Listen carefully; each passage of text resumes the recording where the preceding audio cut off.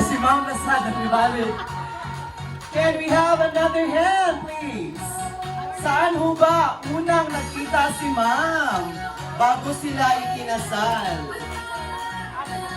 Ma'am. Ay, what's your name now? Ma'am, Zolito, Ma'am. Can you tell us kung saan unang nakita si Ma'am bago ho sila kinasal? Sa Manila, sa bahay ng Tito.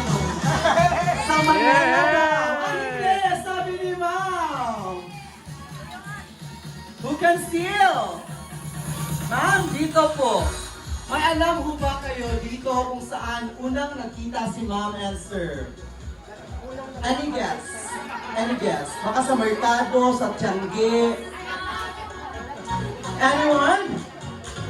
Okay, ikaw Ma'am, napaka-confident naman ni Ma'am. Ikaw dito, ikaw dito. Okay, okay. So, ano mo siya ni Sir? So, Dili Ma'am, pwede. kanin salas kung Sige. saan unang nakita si Ma'am and Sir. Sa kanilang bahay. Sa iyo. Sa una, so si Sir, ito dito sa balay, sa manak. Sa Manila story, Ma'am. Sa inyong balay mo, first na. Sa eskwelahan, so di balay sa balay.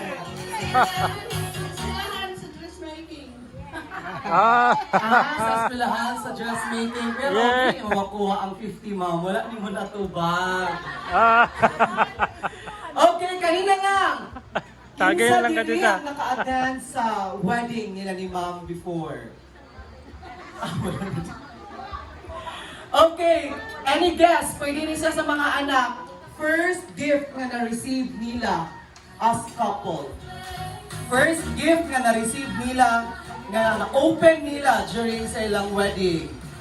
Sakyanan siguro, no? Gibalot lang siya cartoon. Ay, wala pa dahil mo. Wala yung mga bisita ni Ma'am that nga time. Let's have our friends. Wala.